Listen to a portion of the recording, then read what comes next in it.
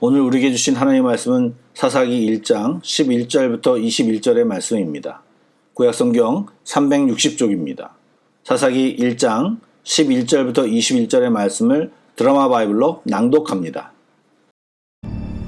거기서 나아가서 드빌의 주민들을 쳤으니 드빌의 본 이름은 기럇 세벨이라. 갈렙이 말하기를 기럇 세벨을 쳐서 그것을 점령하는 자에게는 내 딸 악사를 아내로 주리라. 갈렙의 아우 그나스의 아들인 온니엘이 그것을 점령하였으므로 갈렙이 그의 딸 악사를 그에게 아내로 주었더라. 악사가 출가할 때에 그에게 청하여 자기 아버지에게 밭을 구하자 하고 나귀에서 내리매 갈렙이 묻되 네가 무엇을 원하느냐? 내게 복을 주소서. 아버지께서 나를 남방으로 보내시니 샘물도 내게 주소서.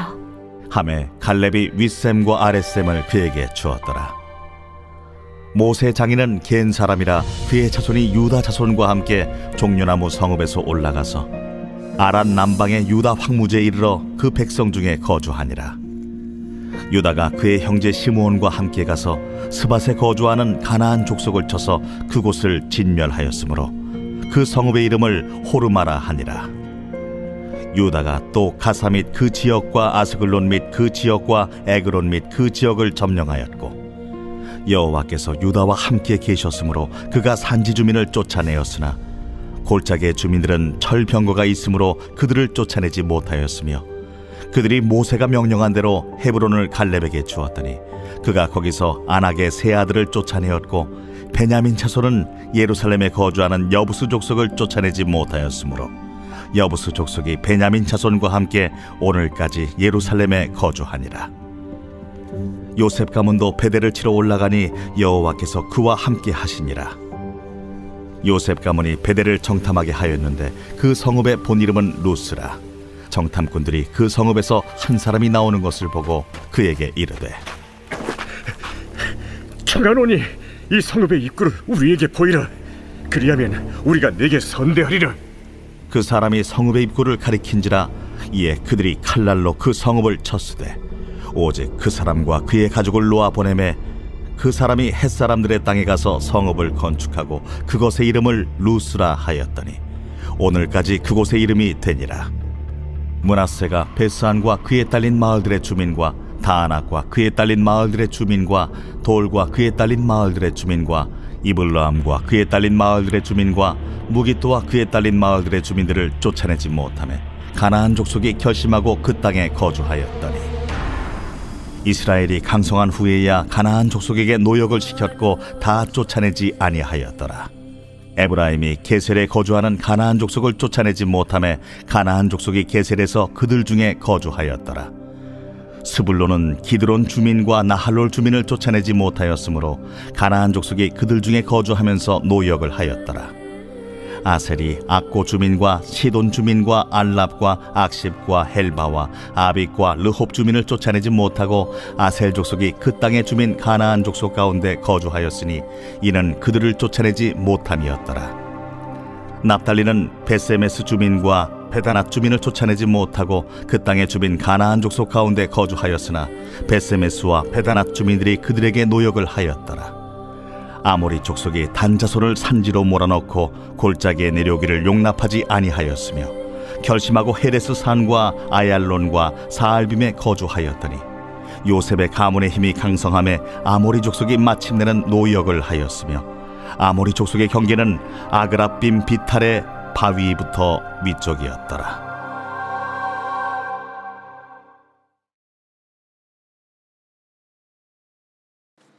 좋은 아침입니다. 평안히 주무셨습니까?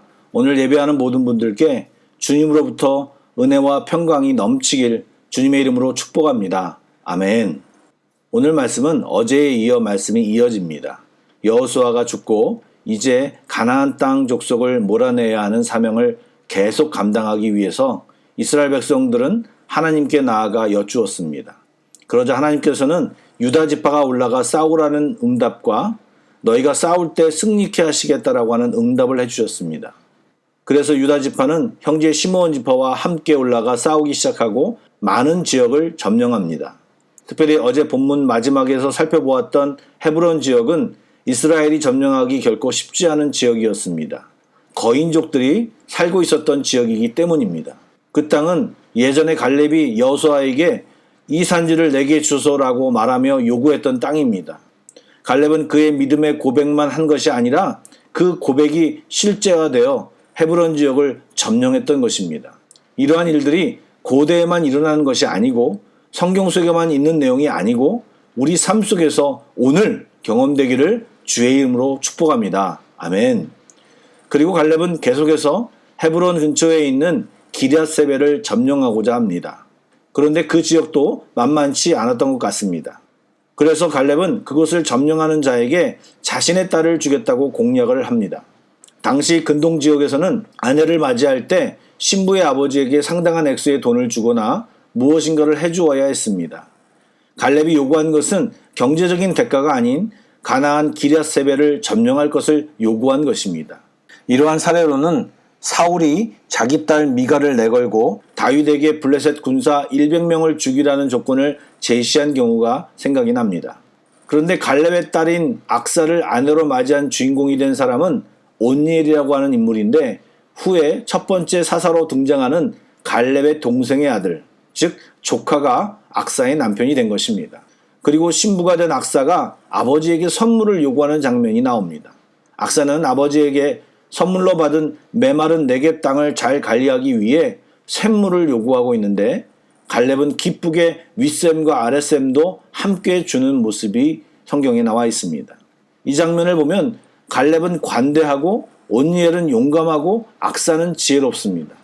이러한 장면은 광야 세대의 마지막 사람인 갈렙에게서 이제 새로운 세대 온니엘에게 믿음이 이양되는 모습을 보여주고 있는 것입니다.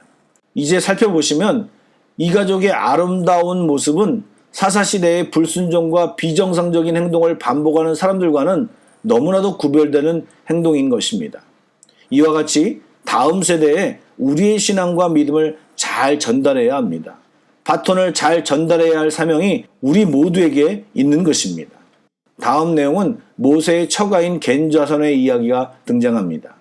모세의 장인 이드로는 모세에게도 영향을 미칠 만큼 지혜롭고 또 현명한 사람이었습니다. 그리고 모세를 통해 어느 정도 영향을 받았고 그 후손들인 겐 족속은 이스라엘 백성과 함께 동행하기도 했습니다. 오늘 성경에 보니 유다 지파와 함께 올라가 남방 지역을 차지하였고 그 후에 겐족들은 아랏의 남부에 있는 유다 황무지에 이르러 가나안 족속들과 함께 살았다고 성경은 말하고 있습니다. 결국 그들은 가나안 사람들 중에 살기를 선택한 것입니다. 함께 사는 것이 좋다고 말할 수 있지만 현재 하나님이 내리신 명령은 진멸입니다. 그래서 이것은 합리화이고 타협인 것입니다. 이런 합리화와 타협은 후에 꼭 문제가 생깁니다.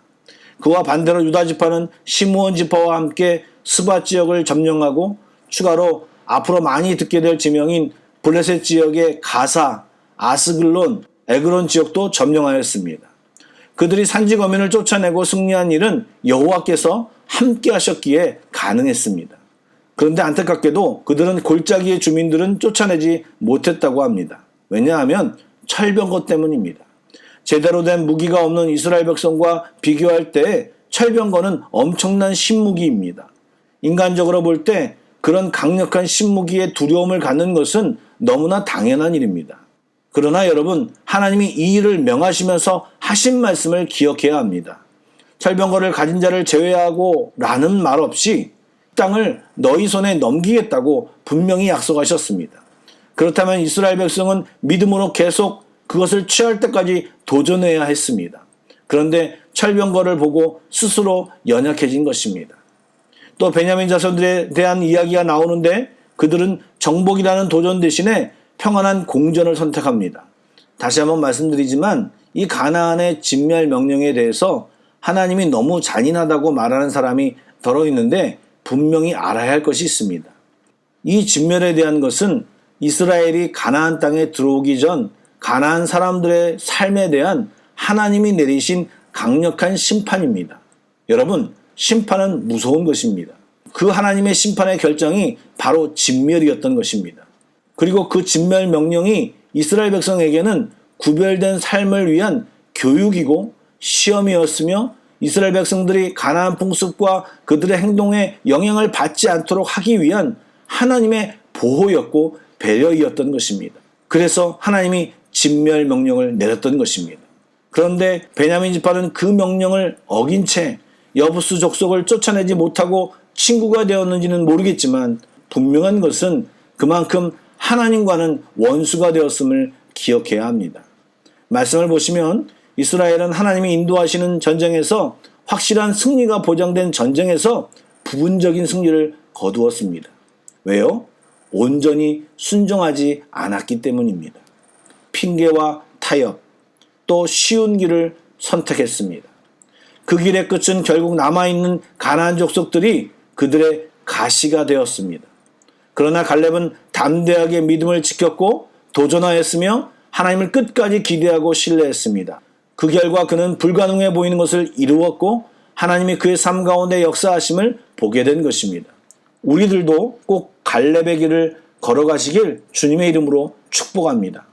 또한 우리는 힘든 문제를 놓고 기도할 때 기도하다가 문제가 악화되거나 우리 스스로 볼 때 비전이 안 보이면 우리 스스로 포기하거나 다른 방법을 도모할 때가 많습니다. 그리고는 하나님에 대하여 이렇다라고 우리 스스로 판단하고 선입견을 갖습니다. 환경이나 문제가 아니라 우리의 믿음이 문제입니다. 결코 환경이나 문제가 커서 실패하거나 패배하지 않습니다. 우리의 믿음 없음이 문제인 것입니다. 수많은 철병거 뒤에 진치고 있는 하나님의 군대를 보아야 합니다. 마치 수많은 아람 군대가 사방을 둘러싸고 포위했을 때 눈에 보이는 아람 군대보다 눈에 보이지 않는 하나님의 군대인 불말과 불병거를 볼 수 있었던 엘리사처럼 우리들도 믿음의 눈을 떠야 하는 것입니다. 시편 3편 6절 말씀을 읽어보겠습니다. 천만인이 나를 애워싸 진친다 하여도 나는 두려워하지 아니하리이다. 아멘. 다양한 상황과 해결해야 할 문제 앞에서 끝까지 주님을 바라보며 신뢰함으로 믿음의 길을 옮길 때 우리는 하나님의 예비하심과 약속을 받아 누릴 수 있는 것입니다. 여러분, 이것을 꼭 보시길 주님의 이름으로 축복합니다. 아멘. 기도하겠습니다. 사랑의 하나님, 눈에 보이는 대로, 느껴지는 대로, 직관의 판단대로 사는 것이 아니라 믿음으로 사는 법을 알게 하여 주시고 믿음으로 살게 하여 주옵소서. 말씀에 순종하며 살게 하여 주시옵소서. 그래서 우리의 머리가 책임지는 삶이 아니라 하나님이 책임져 주시고 인도하시고 약속과 축복이 있는 삶을 살게 하여 주시옵소서. 사단은 타협하라고 할 만큼 했다고 좋은 것이 좋은 것이라고 말하지만 우리는 순전한 믿음을 가지고 하나님만을 붙들게 하여 주옵소서. 그래서 하나님과 함께 사는 귀한 성도들이 다 되게 하여 주시옵소서. 살아계신 예수님의 이름으로 기도드립니다. 아멘. 찬양 한 곡을 묵상하시고 계속해서 합심기도와 개인기도로 나아가겠습니다.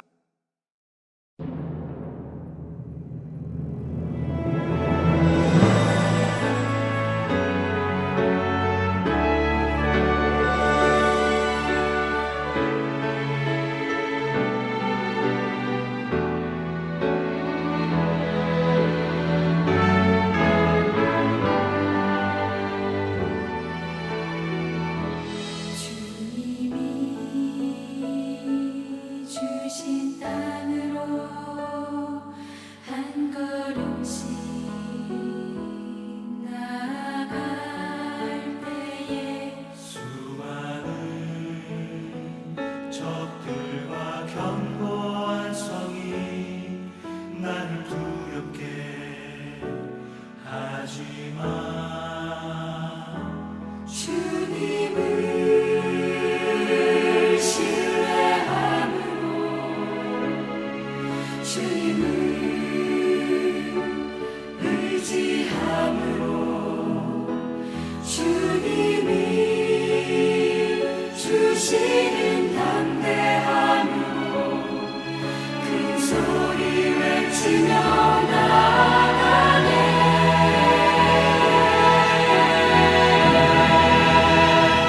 이 산지를 내게 주소서. 그 나라